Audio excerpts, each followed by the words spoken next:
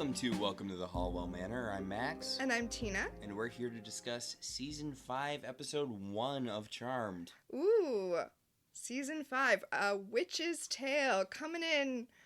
A Witch's Tale Part 1. Yes, A Witch's Tale Part 1. Okay. Mermaids.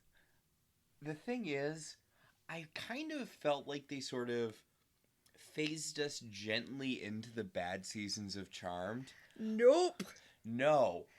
Bam! This episode is a declaration of what Charmed means to be in the future. Yeah, like, Phoebe is full-ass Phoebe. And I thought she was full-ass Phoebe last season, but no. No, she has become the true monster. She's not even the Queen of Hell anymore. Nope. Is this a permanent stain on her soul that being the Queen of Hell has left, or is this just Phoebe? No, it's just Phoebe. I mean, we've talked before about how Phoebe's the one who is most inclined towards evil. Like, her identical ancestor was the one who was evil, and she's the one who was attracted to Cole, etc., etc. She was born over the Nexus. Yeah, but she is terrible in this episode. And speaking of Cole, like... Okay, did they forget what happened in the last episode? To be fair, it was a full summer for them. It was a full summer for them, but, like, you'd think Cole clawing his way out of super hell to save Phoebe from evil Bruce Campbell is something that would stick in the mind. Oh, see, that's funny, because you were talking about what actually happened, and I was like, why does Phoebe hate Cole now? Oh my god, yeah, like... Last season, granted, it was by getting him to stay in hell, but last season, Phoebe wanted to help Cole move on, and now she hates him. And, like, he didn't do anything to her. Like, yeah, he was possessed. We know that by the fact that he's, not the Source anymore. Like, when he and the Source both kerploded and went to super hell, they went as separate beings. It's why the Source isn't in the show anymore. Like, Cole isn't the Source. They were two separate beings. The Source got nommed by that pit demon. Yeah. She's acting as though... I want to backtrack a little bit here and be fair, right? Cole is... a demon? Who did try to kill her and her sisters, but they worked through that already. She's in love with him still. That's actually going to be a very important plot point next episode, that she still loves him. What changed exactly? Like, between him getting possessed... Like, I know he was possessed by the Source, but they get possessed by stuff all the time. This is an emotional retcon. Phoebe is behaving in a way that does not track with the emotions she was portraying in the last episode. Which, honestly, I was upset by that, too, because, again, Cole was possessed. It's not his... Everything that happened with the Source was not his fault. Yeah. But, okay, yeah.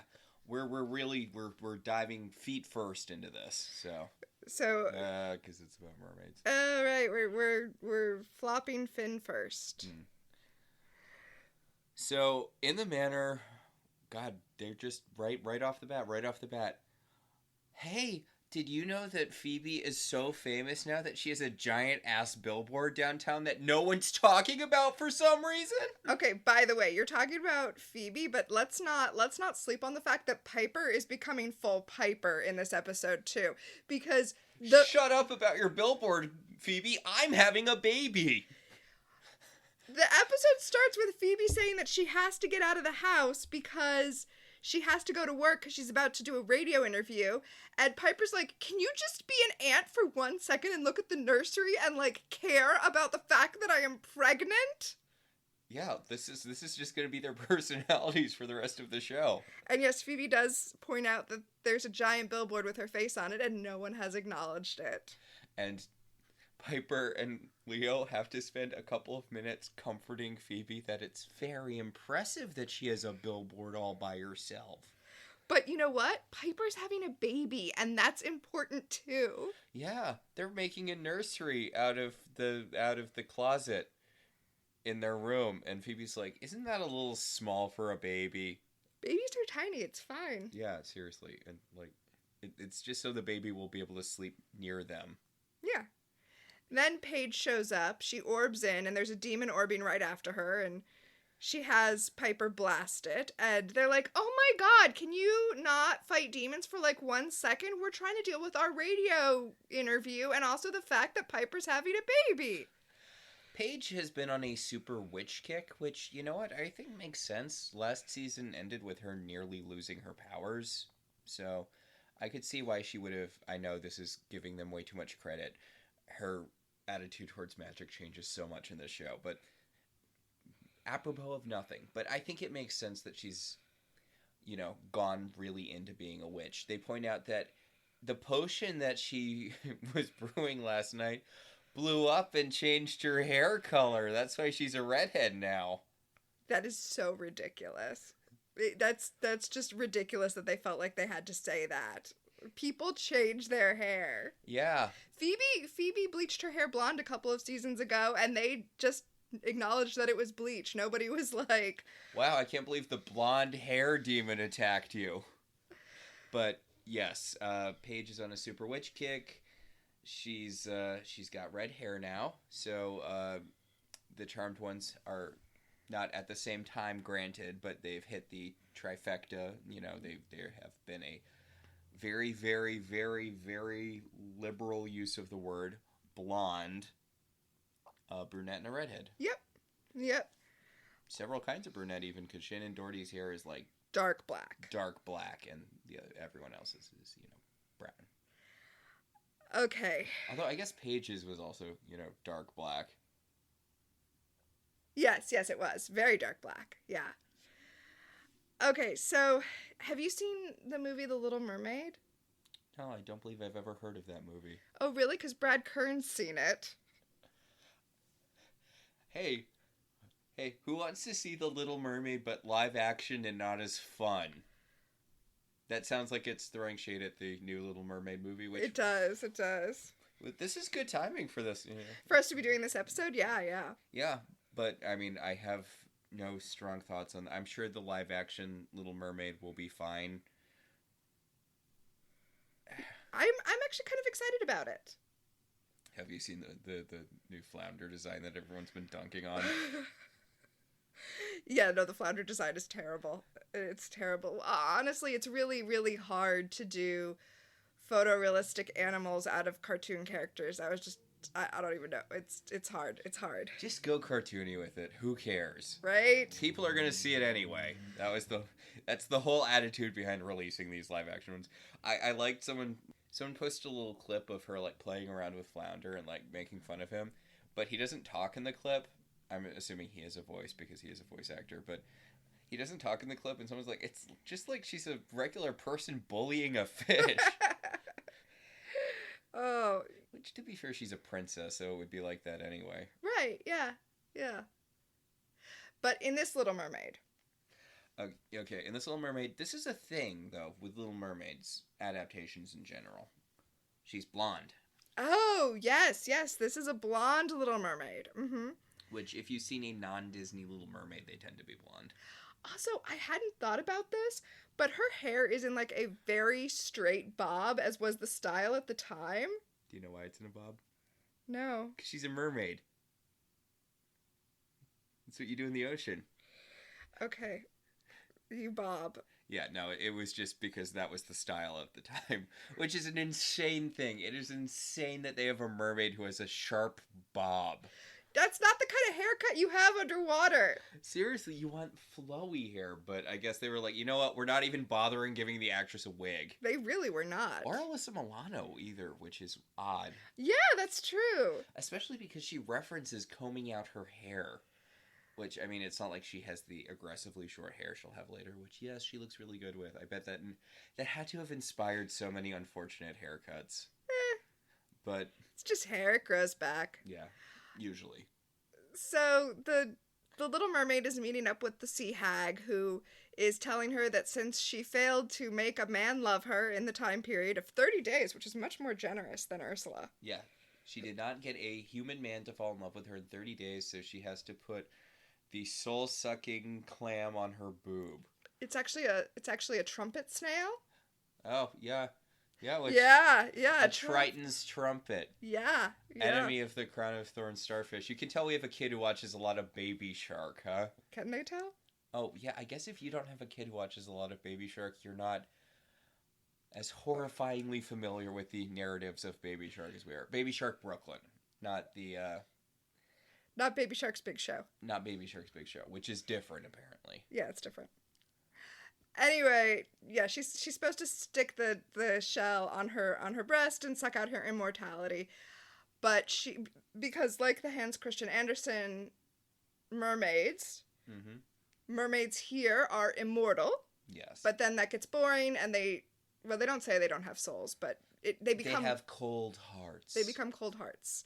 And which makes sense if you're going to be immortal, right? I mean, that's the way to deal with immortality. Yeah, well, I mean, in Hans Christian Andersen's story, in his Little Mermaid, the deal with the Little Mermaid is that she's immortal, but she doesn't have a soul, and that's what she longs for. She longs for a soul. Okay, not to go too far off track, and I should probably save it for later, but you know Golden films? Yeah, of course. They're like the Hydrox. They're like the Asylum films of children's cartoons. Yeah.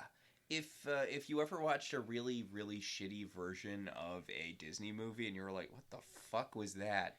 They're basically a company that exists entirely to trick grandparents into buying the wrong thing, which was lucrative, apparently, because they existed for a pretty long time before Disney had them all killed. But in the Golden Films version, she does end up with the prince, but she never gets her voice back.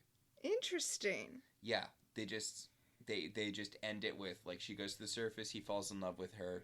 We don't see the sea hag, whatever. We don't see the Ursula character after, she gives her legs. That's just the end of the movie. She goes up, she marries the prince, never gets her voice back. Well, as I'm sure our listeners are aware, the Little Mermaid in Hans Christian Andersen's story does not get to be with her prince in the end. And in fact, she has to live in this in-between world where she wanders the earth, and she comes closer to getting a soul every time she sees people do good, and she gets further away from having a soul every time she sees people do bad. So you could tell your kids when they're bad, you just damned the Little Mermaid to 10 more years of penance. Yeah, that doesn't make it into a lot of adaptations. It's children's stories. Also, you know what? I said mermaids were immortal in the Hans Christian Andersen story. They're actually not immortal. They're just very, very long-lived. But then when they die, they turn to sea foam. But Hans Christian Andersen was probably gay. And it sort of makes the whole wanting someone who can never be with you thing kind of a more obvious running theme in his works when you're aware of that. Yep. I mean, there are a lot of people who are probably gay, but, just a thing to keep in mind.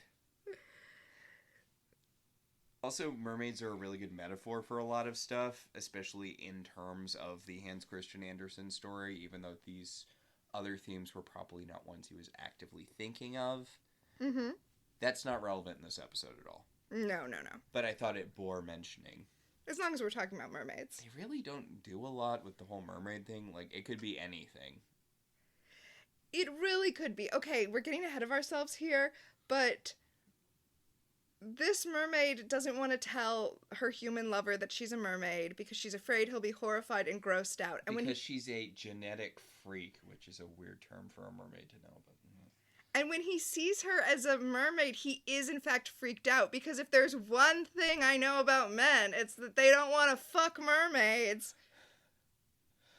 Come on, man. Mermaids are what men made up so they could justify wanting to fuck manatees. Like you could have chosen, a bridge troll or something. Don't tell me you don't want to fuck this mermaid, because I know you do. Go back to the Wendigo thing. Make her a Wendigo. No, but I know. Make her a Selkie. Ooh, oh, yeah. Yeah. Yeah, that would have been cool, but also, That would have been an entirely different story, though. Also, you can't put scale pasties on a Selkie. That's true. I remember the I think driving force behind this two-parter is scale pasties. So since you brought up the scale pasties, I don't know when else I'm going to have a chance to bring this up, so I'm going to bring it up. Okay.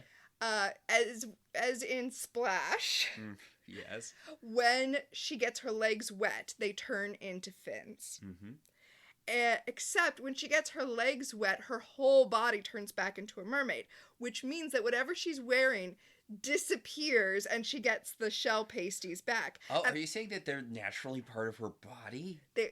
Yes, they are naturally part of her body, but I wasn't even thinking about that. I was thinking about how many clothes disappeared into the ether when she got wet. Yeah. She lost so much clothing that way. We talked about this a little in the Wendigo episode, that the fact that this woman turns into a Wendigo three nights a month.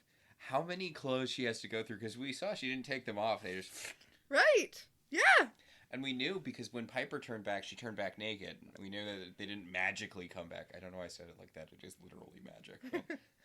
But I thought you were going to say, which I'm going to just touch on really, really briefly, that apparently this is not exactly a backdoor pilot, but that Brad Kern had a mermaid show planned that did not end up going through, and apparently a lot of that got recycled into this episode, which I can... Yeah. Yeah, that makes a lot of sense. Oh. Although it's unfortunately not... I swear to God we will talk about this episode at some point. This is all relevant stuff, though.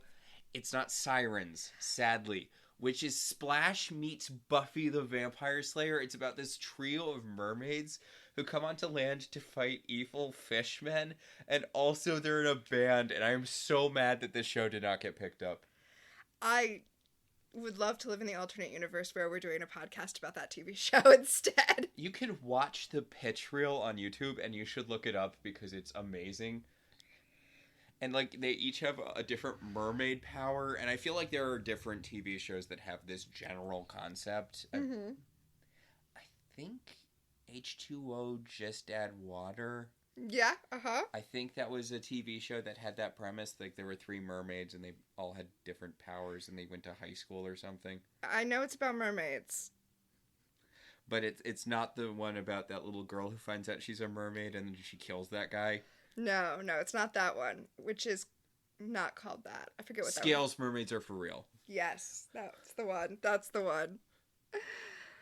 Which is a kid's movie. I know from that descriptor. It doesn't sound like it, but... Yeah, she kills some guys by sucking all the water out of them. Yeah, it's her special mermaid power. It's a horrifying way to kill someone. It's a movie for children. That's literally like the monstrous thing that Katara does in Avatar: The Last Airbender that's almost unforgivable. Mm. The bloodbending. Yeah. I mean, but here it's just I'm not saying I find it unforgivable. I'm saying it's the thing that we're supposed to see would be a step too far for her. Yeah, which, I mean, is it really that much worse than setting someone on fire? We're not here to litigate Avatar: The Last Airbender. Okay. Drowning is also bad. Okay, I'm sorry. Yes, Charmed. We could talk about mermaid stuff forever, but Leo is cutting a hole in the closet to make a window so that it'll seem airier. Yeah, so it'll have some natural light. Okay. That makes sense. I don't know. This is a dumb thing to think about, but I feel like that's the sort of thing you would need a permit to do in this kind of house. Maybe you got one. Okay, I actually was worried that Leo was going to cut through something important when he did that. I know he's supposedly a handyman, but it would be so Leo to, like, cut through a wire or a pipe when he did that. It's okay, he can heal pipes. Pipes he can heal. Keep that in your back pocket. Oh, okay, so creepy thing. Piper finds some of her old baby stuff, including a picture of herself as an infant. Yeah, she finds her old baby book. She's flipping through it. She says, "Oh, it was a cute infant." And Leo's like, "Yeah, you were." And she's like, "You weren't even looking at the picture." And he's like, "No, but I was your white lighter, so I was watching over you when you were a baby." Yeah, I'm your white lighter. I've been watching over you since birth. Ew. No. Gross, bad, and wrong. No. Also, like, has Leo been watching over all of his... This isn't a regular white lighter thing, is it? I assumed you just got, like, assigned when someone's witch powers activated. Or what have you. Yeah, I think this was a special case because they're the charmed ones. The charmed ones. I like to think that this isn't the case because, God, it makes it so much worse if he's been watching her since child. Like, that adds a whole horrible dynamic to their relationship. What is this, the time traveler's wife? Yeah, no, it's horrifying. But wait, so you're just choosing to believe that he's lying when he says that? I'm going to choose to assume that this is not in continuity. I don't think it comes up again. I mean, I don't know. Doesn't that just kind of ruin their whole relationship if he's... Yes, it does. Also, he had sex with Grams. Like, he's been before, A, before she died, and B, when she was young. What is he, the Crusher Candle Ghost? Oh my God, yeah. Ugh. Ugh. Yeah. Would he have had... Would the Candle Ghost have had to have sex with Wesley, or would it just wait until there was another girl? I feel like the Candle Ghost would probably have had sex with Wesley. Yeah. Yeah. Hey, for those of you who are unfamiliar with Star Trek, there's an episode where we find out that in Star Trek The Next Generation, there's an episode in like season 8 where we find out that the ship's doctor's entire family has been having sex with a ghost for generations, and it just... I mean, I guess it's a bad thing. It takes their energy.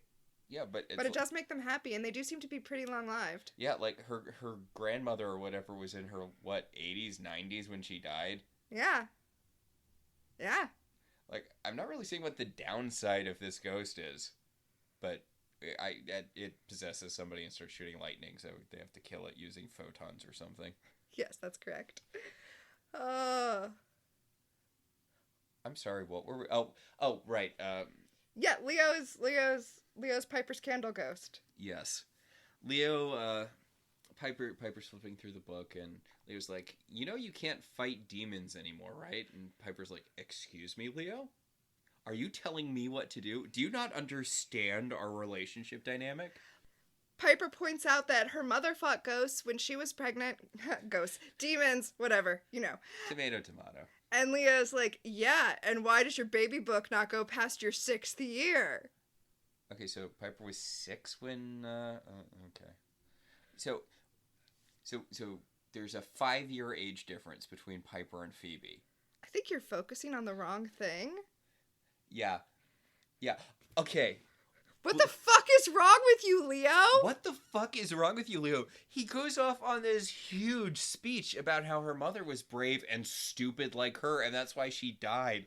And she's a mother now, and she has more important priorities, and she needs to focus on not dying like her mom did. Her dead mom who died. Remember, Piper, how your mom died? Doesn't that make you worried that you might die? Like, what the fuck, Leo?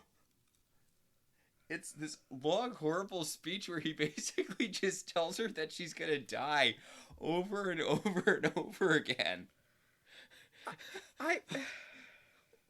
And I want to point out, I really don't feel like overconfidence was Patty's problem. No, it was not. Like, I always got the impression that Patty wasn't all that into being a witch. Like, being a witch is a dangerous job, it's true, but they didn't choose it, and the fact is, Piper is a witch.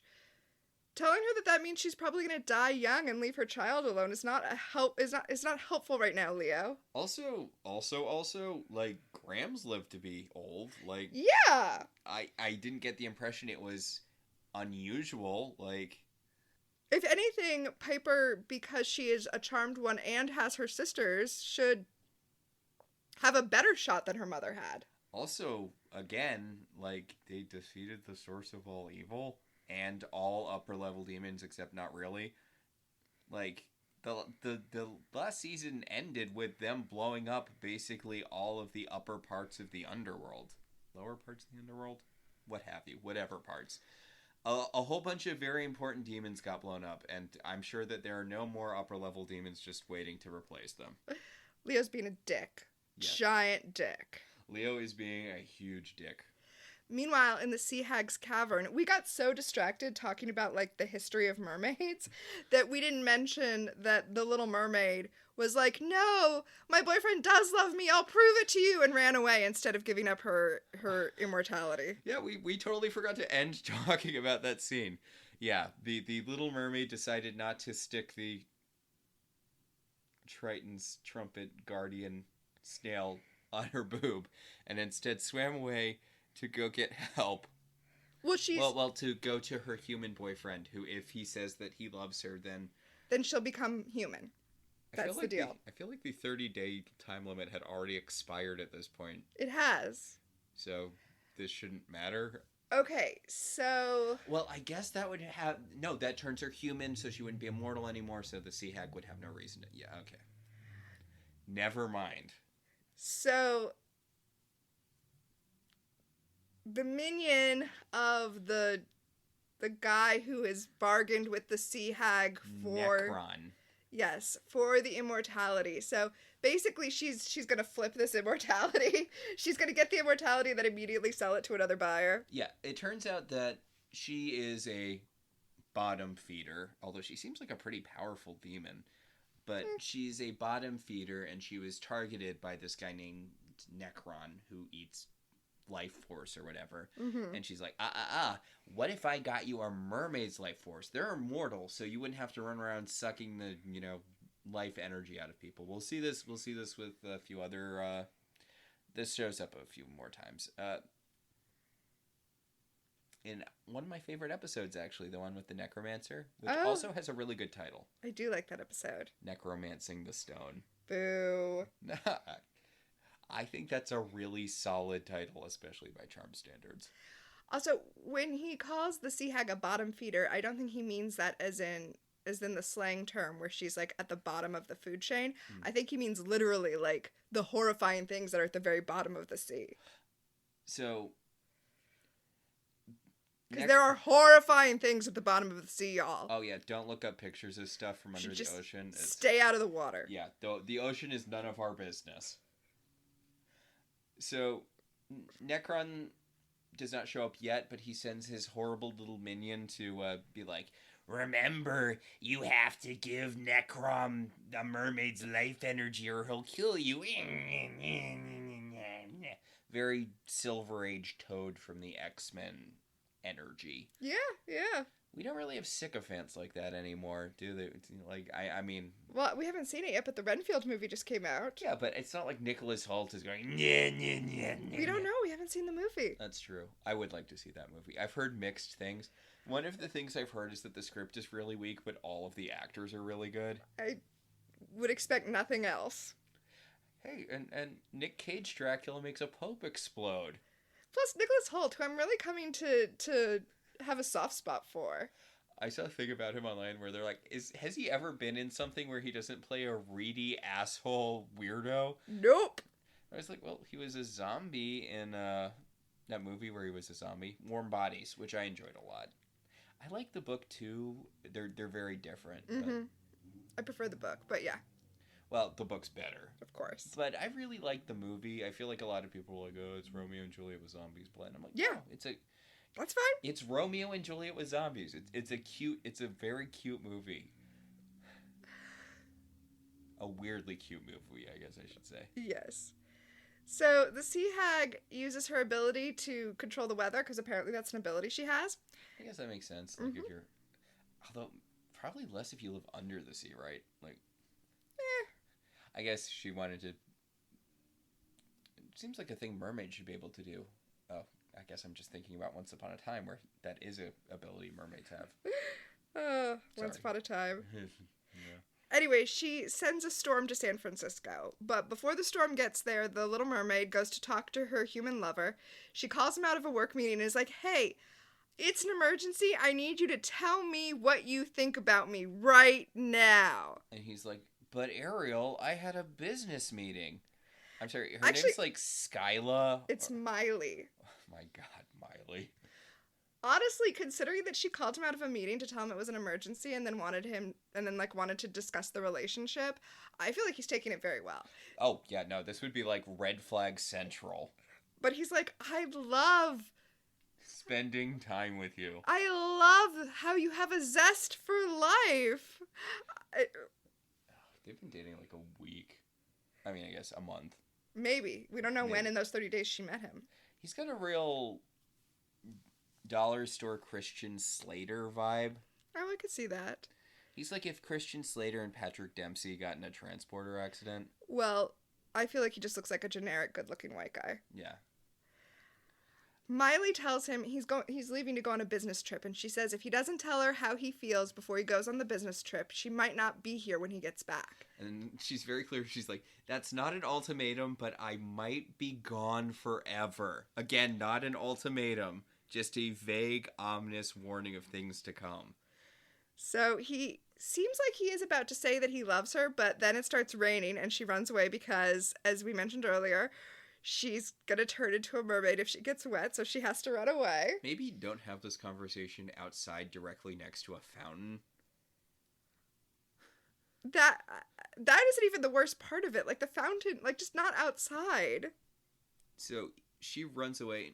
You know, you could pull him with you to the awning, I guess she's standing under. Yeah, she must be under something because the rain starts pouring down and she doesn't actually turn into a mermaid. But she looks behind her and oh my god, the clouds part and like the god's finger rays go through the cloud and illuminate the billboard with Phoebe's face on it. Yes, the aforementioned billboard glows with ethereal light and the mermaid looks up at it and she nods and she's like, yes, I see what I must do. Miley the mermaid. All right, so you could have come up with something ocean-y. So there are well and truly just all men behind the camera at Charmed now. Hey, you want to see Rose McGowan's boobs? Like, fully see her complete boobs because they send her in a soaked shirt that leaves, like, nothing to the imagination, and I feel so bad for Rose McGowan. This is, like, not cool. This isn't the first time we've seen them do it with her either. She had a club outfit in one of the early episodes last season where you could legitimately just see all of her breasts, which I'm really surprised got on TV. I guess it was before HD, so it was harder to tell, but, like... I guess. And, I mean... it feels really icky to me. Yeah, she gets wet a lot in this episode, which doesn't feel great. Well, I mean, this is the worst part as far as, like...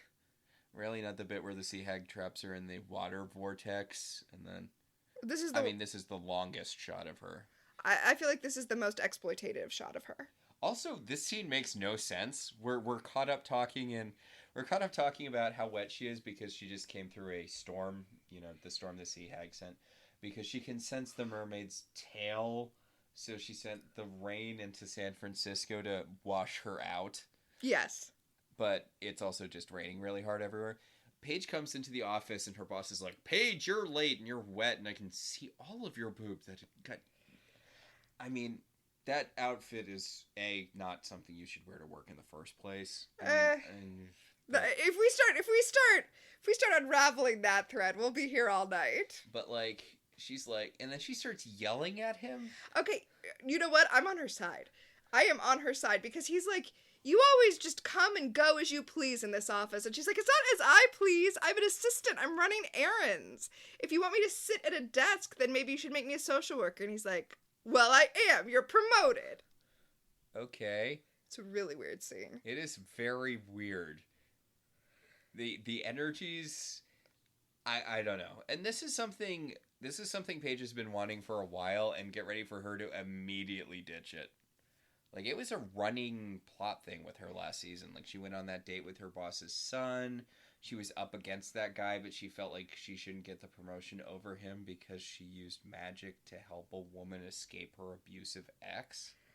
Oh, speaking of things we can't relitigate. Yeah, no, I can't get into that again. It makes me so angry. But it makes sense that the higher Paige gets in her career, the more it will become a conflict with her witch responsibilities. That makes sense to me. I think it would make sense if this was like a conflict for the rest of the season, but it's not. She quits her job, I think, next episode. Well, they have to get us into what the show is going to be. So, not knowing what to do with Paige, because, God, that girl bounces all over the place. It's true. So she calls Phoebe, and the show does this weird, like, sliding wipe and then split screen. It has never done anything like this stylistically before. I don't understand what is happening that they thought they would do this now. It is ridiculously cartoonish. It's really jarring, too. It's not the style of the show. Yeah. So Phoebe talks about how she's got a very important court date today. She's going to get her divorce from Cole, and she has to do this. She has to be free. She can't live her life looking over her shoulder, wondering if Cole is going to come back. Okay. You know he's back from hell. Well, also, honestly, if anything, that makes it make more sense that she really wants to push this through, the divorce. I guess, but they both seem to think he's dead, which is weird. Like, everyone knew that Cole was back at the end of the last episode. Like, Leo had a whole speech about it. Yeah. I don't know. It's very weird. It's also very weird that she's, like, so desperate to escape Cole. That's not a feeling that she has had. Yeah, like... So desperate that she's, like, pushing this through, even though, since nobody can find Cole, it should actually take a while for this to happen. Yeah. Well, I mean, that does get mentioned later in the episode. Right. The judge is like, this is an insanely fast amount of time for a divorce. Yeah. But, like, also, why do you think getting a divorce would stop Cole from trying to win you back? I have no idea what her thought process is with this divorce. I honestly don't. Like, the dude literally crawled his way out of super hell so that he could be with you. But you think he's gonna be like, oh, I got the big D, I guess I gotta go back to super hell or wherever.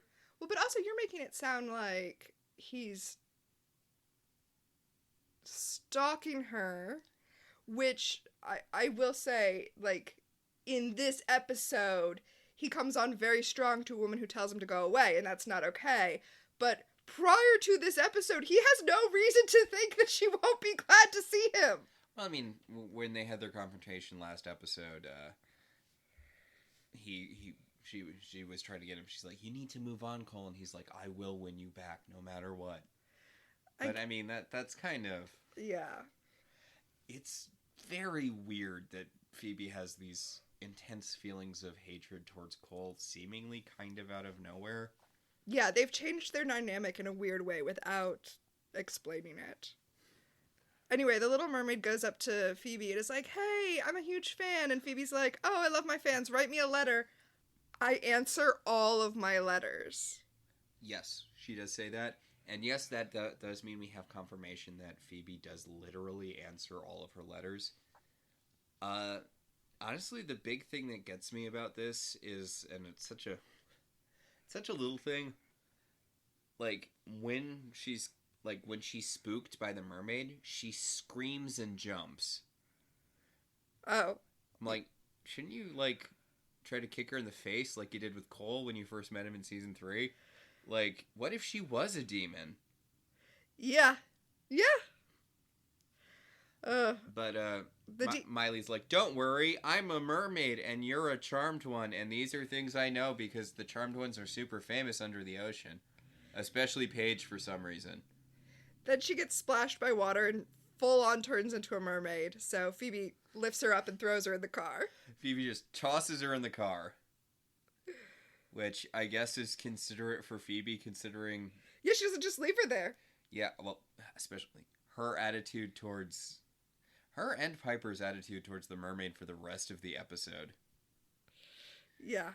So the sea hag teleports in front of Phoebe's car, and she's like, give me my mermaid, and Phoebe just runs her over.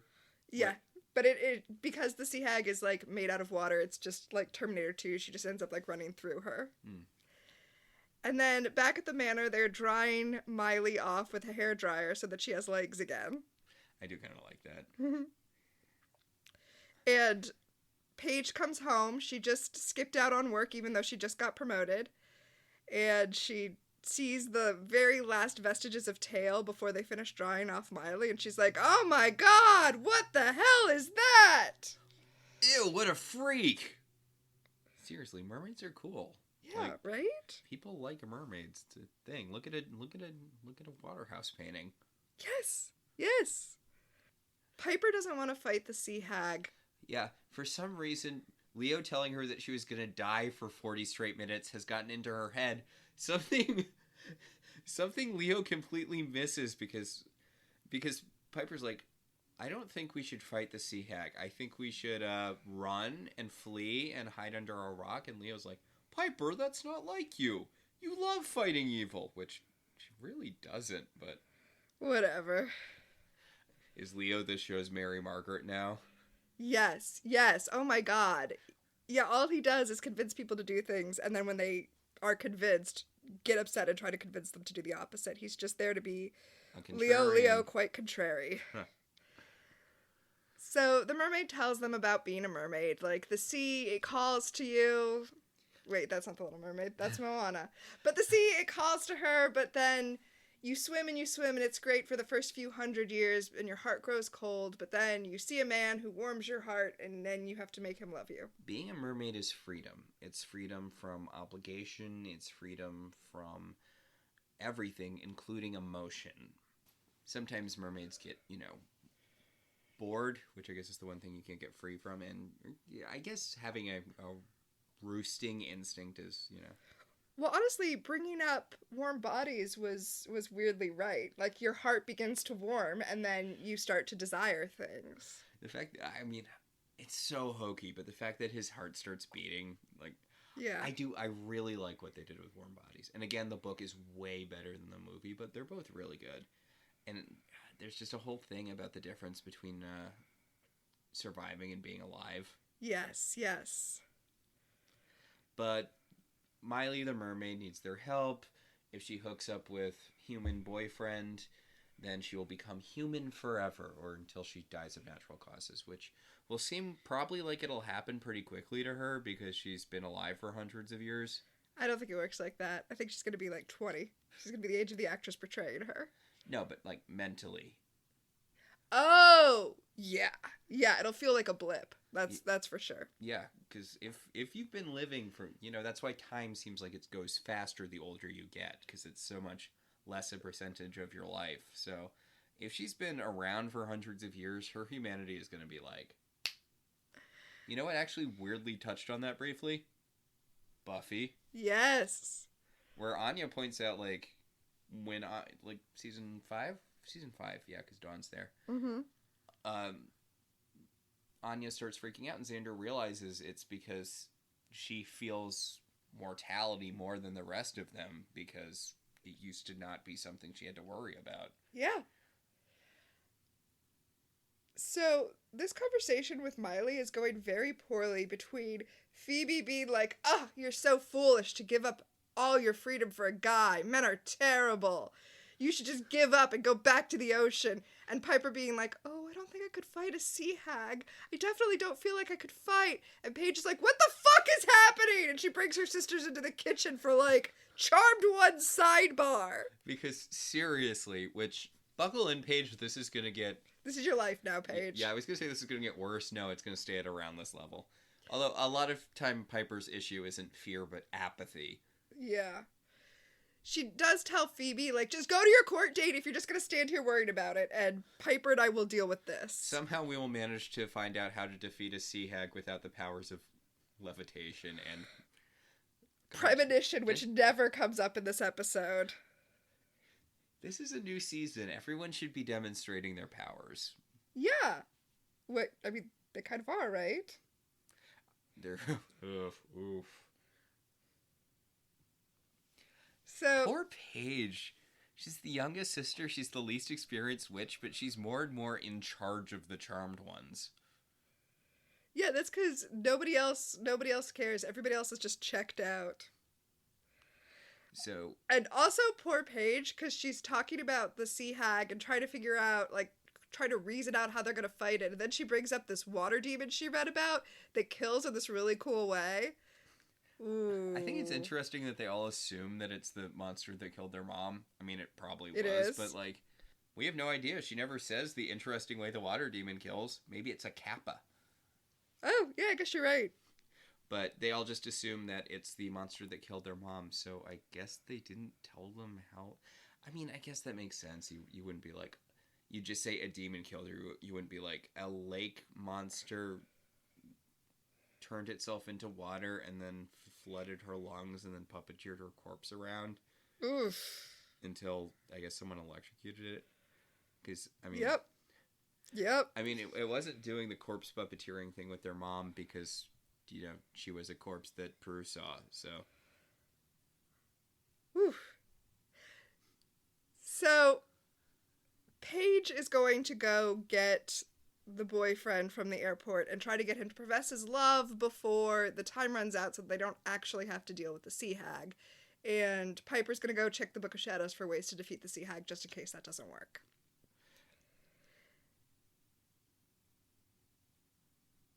Piper finds a Power of 3 spell, which they don't end up using. Yeah.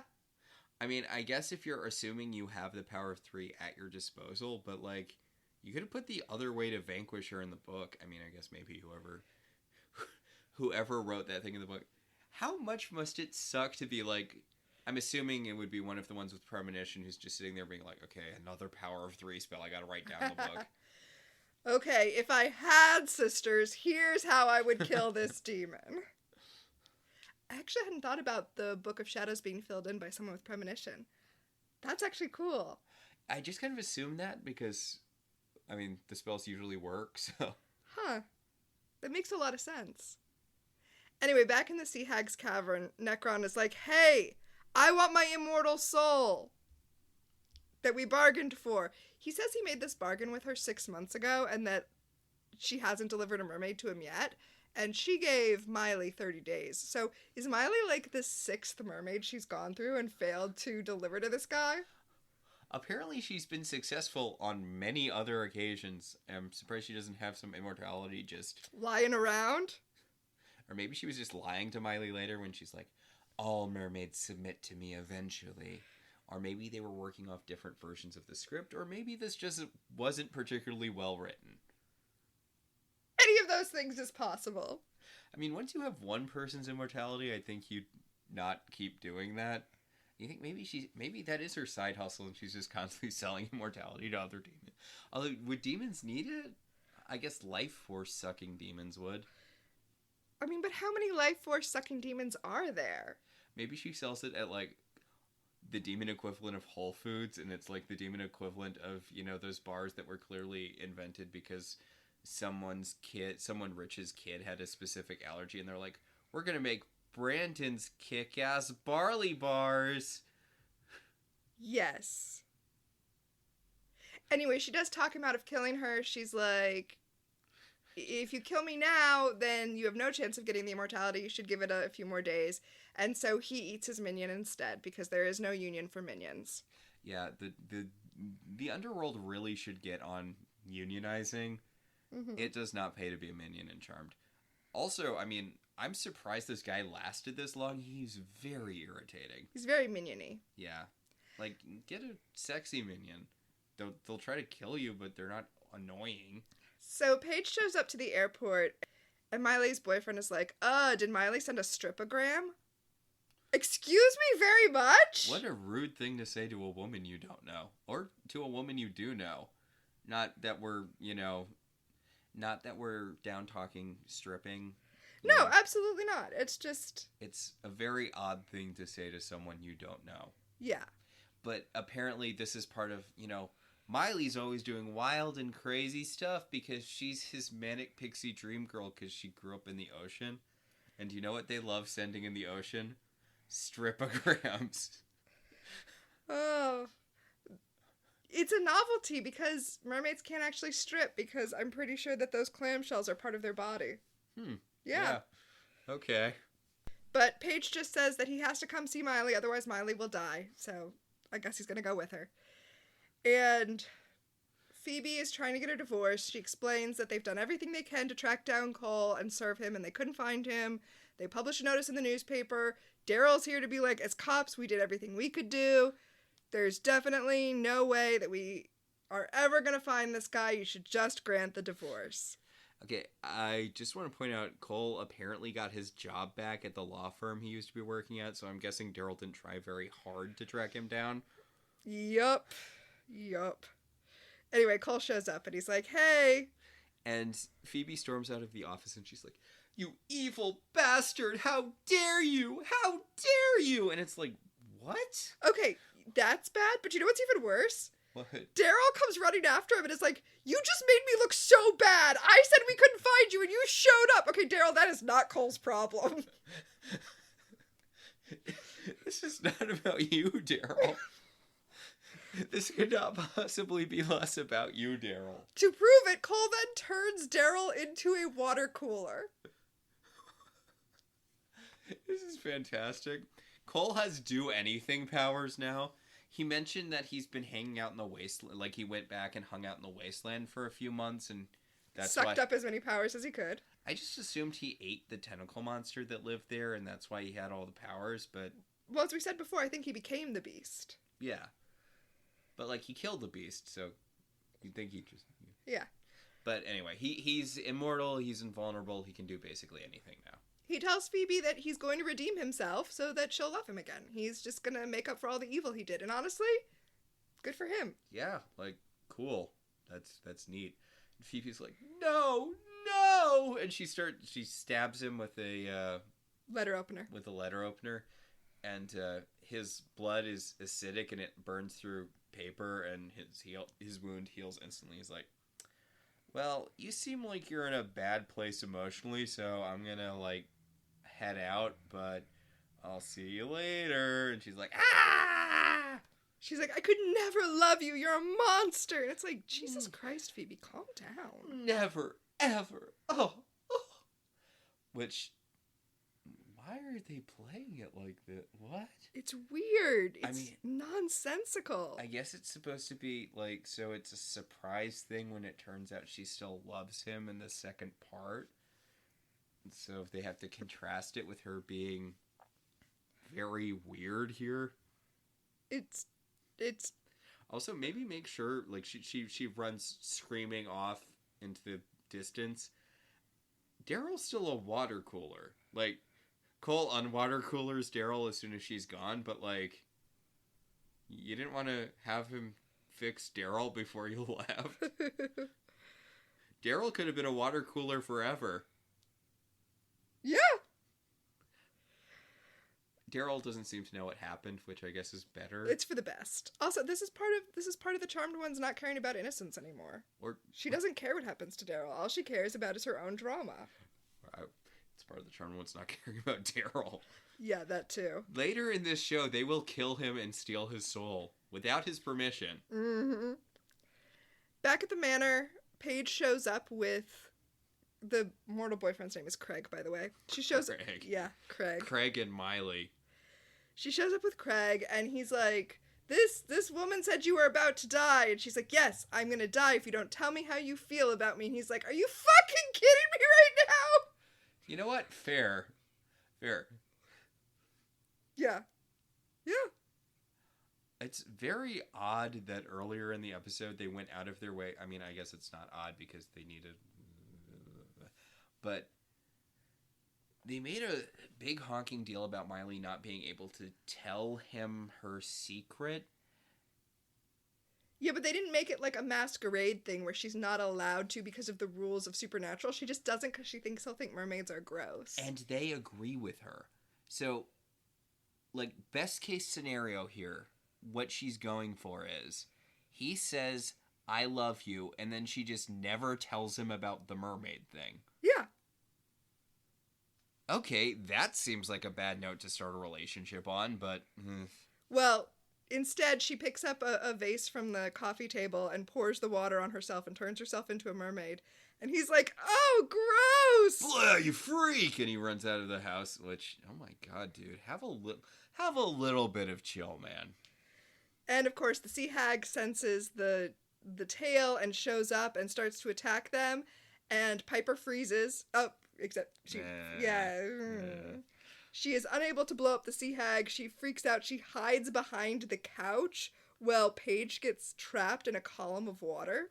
hey, Paige, remember that cool way of killing that you looked up earlier? Hey, Paige, you want to get a little closer to her mom?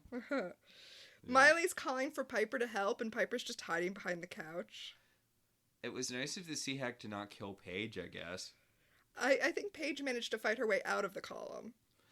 The Sea Hag teleports off with Miley, and Paige is somehow freed and once again very, very wet. Mm-hmm. I guess it's shorter this time.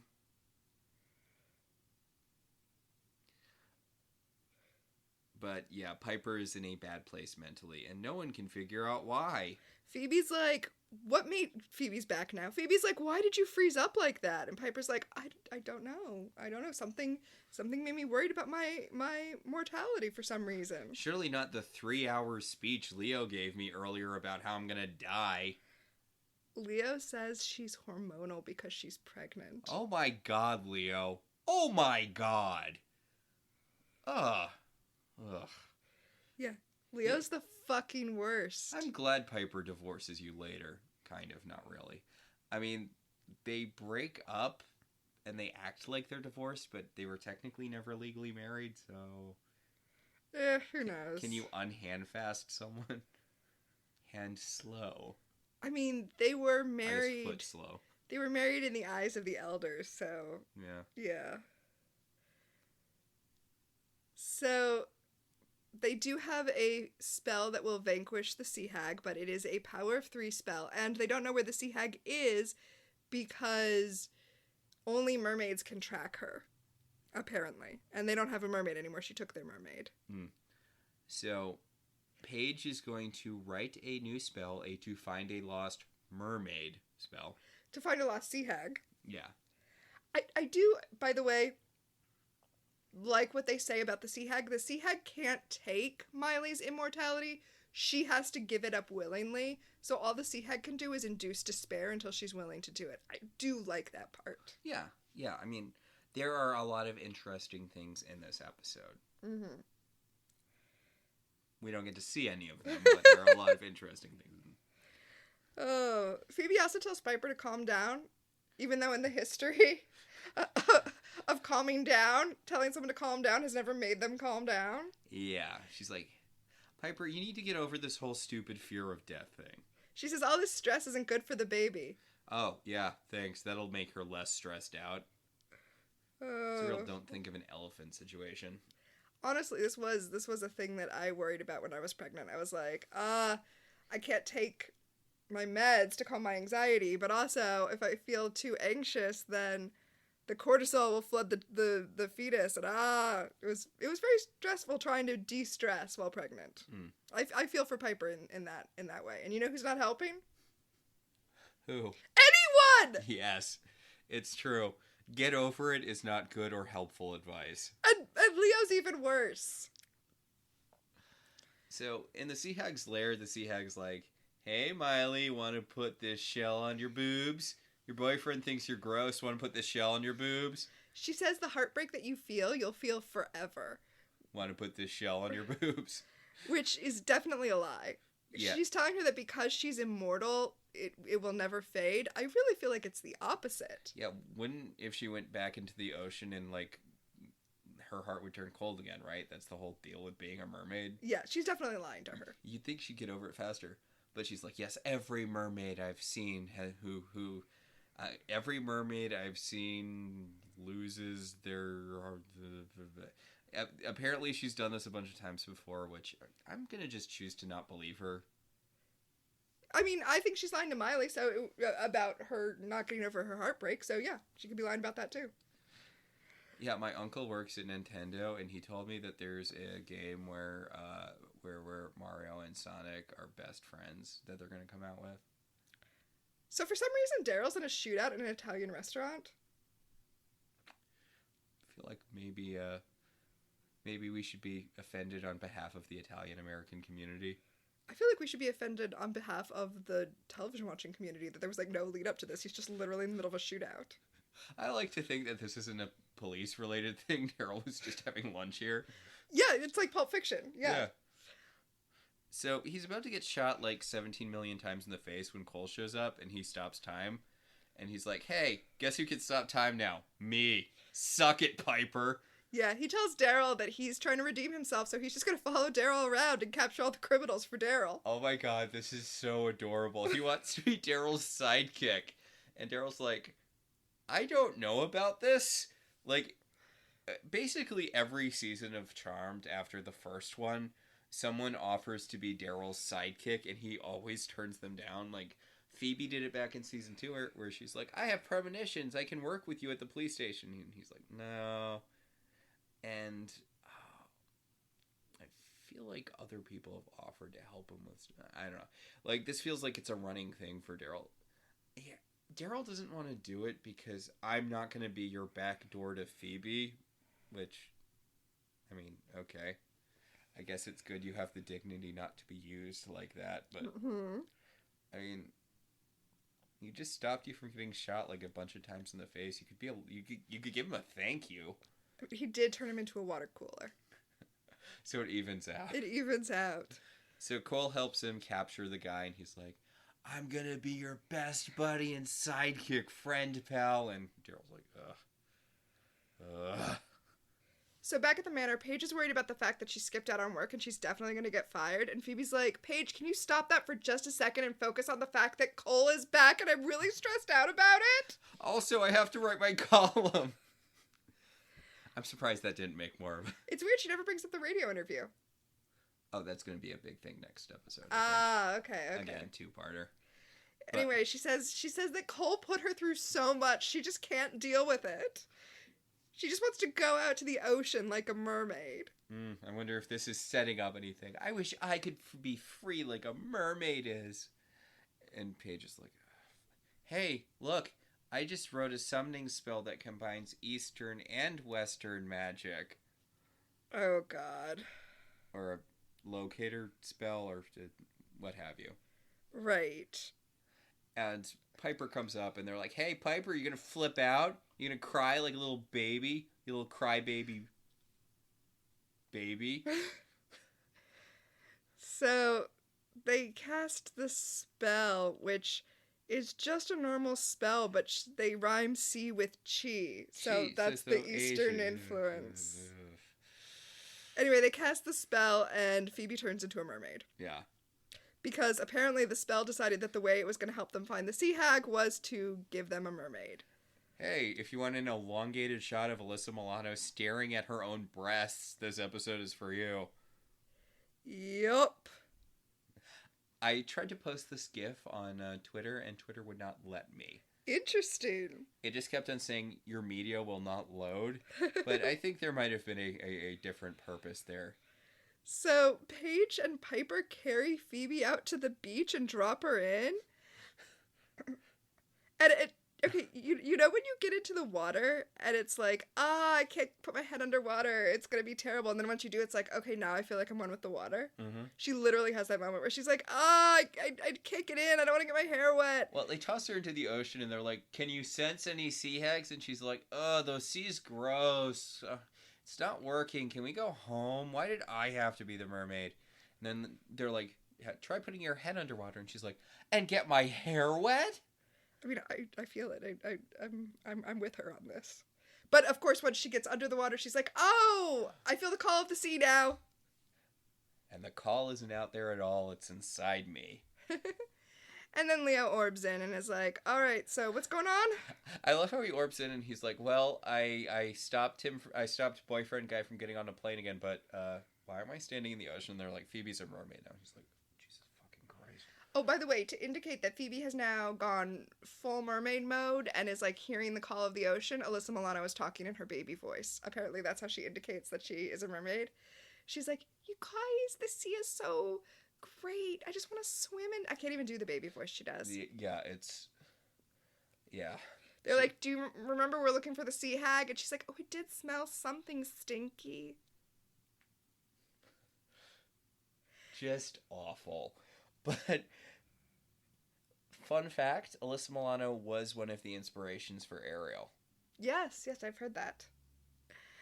Although I'm sure a lot of it was Jodie Benson. And a lot of it was that just being how Glenn Keane draws women. Yeah, partially that too. Fun fact, Glenn Keane, the guy who's basically responsible for the way Disney princesses look now, he is the son of the guy who created Family Circus. Yep. Bill Keane. Yep. So when you see the little angry blonde child in Family Circus, that is Glenn Keane. Yeah. And now it's being drawn by his brother, which has to be weird, right? Yes, absolutely, that's weird. Like, imagine taking your dad dies and you have to take over his job, which is doing cartoons about you and your siblings when you were children.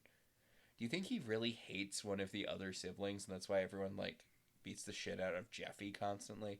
I don't read Family Circus, but Jeffy's the one everyone hates, right? Yeah, but isn't Jeff the one who draws it now? Oh, maybe. I'm pretty sure he's the one who draws it now. Yeah, I think you're. Oh God. Yeah. There's probably some psychology going on there. Anyway, Phoebe finds the sea hag and calls to Leo so that Leo can orb everyone over there. And, okay, she is watching Miley suck out her own immortality and does nothing until her sisters show up. Oh, it's great. Leo grabs Piper and Paige to orb, and then Piper yoinks her hand away last minute, so she's just standing on the beach, leaving Leo and Paige to fight the sea hag alone. I can't even believe I didn't bring that part up. I'm sorry, alone with Phoebe. Yeah, so basically Paige is on her own. Yes. Which is fine because she's Paige. So she orbs the trumpet shell out of Miley's hand, and then she tosses it to Phoebe, who jumps out of the ocean like Free Willy and throws it onto the sea hag, sucking out the sea hag's spirit. And it was on Miley's chest for a while, and Miley was still like, I mean, she's dying, but, you know. Well, she's immortal, so it was taking a lot longer to suck out her soul than it did the sea hag. Yeah, because the sea hag, like, that thing latches onto her boob, and then... So Leo can't heal her because she's not human. Yes. Can't heal mermaids, can't heal owls, can heal pipes, can heal signs. So Leo orbs Craig back into the lair, to the sea hag's lair, so that he can tell Miley he loves her so that she'll become human so that Leo can heal her. And Craig's like, I've decided to be cool with this now because the episode's nearly over. Yup.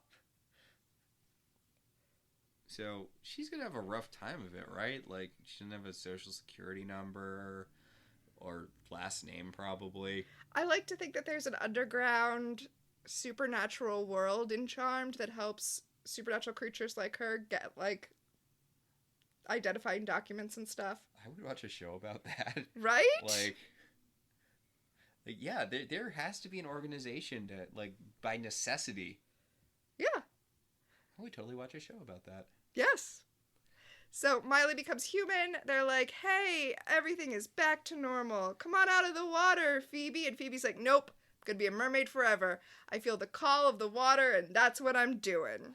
Yes, the ocean calls to me, and I crave her freedom. I don't want to be Debbie anymore. I want to be Elfstar. I'm sorry, I did that the wrong way around. No, it's better that way. Yeah, I mean, because it's not a girl losing her soul to the Dungeons and Dragons. I don't want to be Elfstar anymore. I want to be Debbie. Although you can buy I don't want to be Debbie anymore. I want to be Elfstar t-shirts. Yeah, I made them. Oh. Yeah. Okay, that would be why we... Okay, yeah. So, yeah, Phoebe's a mermaid probably forever now? Who knows? To be continued. To be continued. This is a two-parter. Yeah, we're going to get Phoebe as a mermaid for 2 full episodes. All right, that was a hell happened. Of a thing. That happened. I see. I know I said I was excited to talk about the bad seasons of Charmed, and I am. But, yeah, that was a reminder of what we're in for. Oh, I kind of enjoyed how bad this was, to be honest with you. Yeah. Yeah. I mean, that's kind of the weird thing about Charmed. Like, it gets bad later, but that's also sort of the fun of the show. Yeah. Like, it's not camp in the same way Xena's camp, but, like, it becomes tongue-in-cheek and kind of a parody of itself, and yeah. I honestly feel the need to revisit the later seasons more than the earlier seasons, even though the earlier seasons are, I feel like, objectively better. Yeah, I agree with all of that. But the later seasons are more fun. Yeah. Yeah. Once Upon a Time was the same way. The earlier seasons were better, the later seasons were more fun. I feel like you're saying that now because we don't have to watch it anymore. Do you remember the slog we had getting through season 7? Season 7 doesn't count. Season 7's a nightmare. Let's change who the big bad is every 3 goddamn episodes. Okay, so normally I'd say what Peacock says the next episode is about, but it used the same log line for both A Witch's Tale Part 1 and Part 2. Boo. So the log line is the well-meaning witches botch a spell and turn Phoebe into a mermaid. I think Piper casts a spell on herself to become brave. I think that's what happens. So we're just doing all the Disney movies right now. Yeah. Much like the Charmed ones, we have our own power of 3. The first power in our pack is Premonition, who in this episode is, was, or will become famous. You know, I can't believe it. Barbie herself is in this. Margot Robbie was in this episode of Charmed. No, it's just that woman who looks like Margot Robbie. Yeah, it's Jamie Presley. Jamie Presley. You might know her as, I believe, Joy from My Name is Earl. My Name is Earl, a show which I have watched some of and liked well enough. I was more of a Raising Hope fan, which is the sequel series. It takes place in the same universe. Yeah. But she's not particularly good in this episode. I mean, she's fine. Actually, no, that's a little strong. She's not great in this. I don't know what she's doing. I don't know what they're directing her to do in this episode.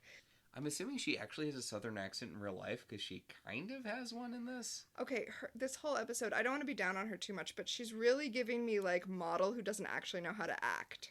Yeah, she's got real reading the cue cards off the And she was on My Name is Earl for several seasons. She can't actually be this bad. Yeah, like I've only seen a few episodes of My Name is Earl, but she was good in that. But she was playing a really different character. I am completely ready to just blame all the behind the camera crew on Charmed for this. Yeah, like I'm 100% sure she's a better actress in other things. It's just, I mean, we don't spend that much time with her, so she's just kind of there to deliver exposition and then leave. It's true. Yeah, it's kind of a thankless part. Mm. And honestly, they didn't even care about her enough to give her a mermaid-looking wig. Yeah, that was. I am 100% sure that was the hair Jamie Presley came onto the lot with. Oh. They just really did not care what they were doing with her. Also, the minion, Necron's minion. He's on Brooklyn Nine-Nine as one of Boyles' cousins. Oh. You know how he's got like a huge clan of cousins? He's like the main cousin. Okay. Isn't it like Kimberly or Becca. Something? Becca. I hate Charles Boyle quite possibly more than any other character in fiction. That might be a bridge too far, but... I'm sorry, does Joey Gladstone not exist anymore? I hate Charles Boyle worse than Joey Gladstone. Wow. I know. It's just, he's so awful all the time. And then they have his cousins who are exactly like him, and that's a trope I don't like in general. Like, I don't like the whole Dwight's thing with the Schrutes. Mm-hmm. I don't like Ron's thing with the Swansons, where you have this weird investment in your family as this superior race of being. It's creepy. It's creepy and weird and eugenicsy, and I wish it would stop being in stuff. Yeah, I agree. Like, at least with Dwight, it makes sense because his family's canonically Nazis.